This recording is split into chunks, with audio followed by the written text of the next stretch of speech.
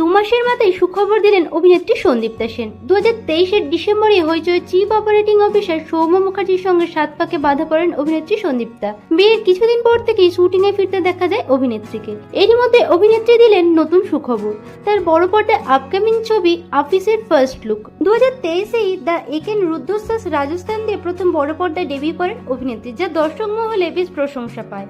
Office তার বড় পর্দায় দ্বিতীয় ছবি, যা পরিচালনা করেছেন অভিজিৎ ঘোষ ও সুদেশ নারায়ণ।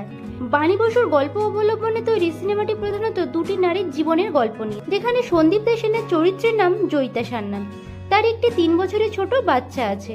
তার স্বামীর চরিত্রে দেখা যাবে হিরালাল সিনেমা খ্যাত কিঞ্জল নন্দকে।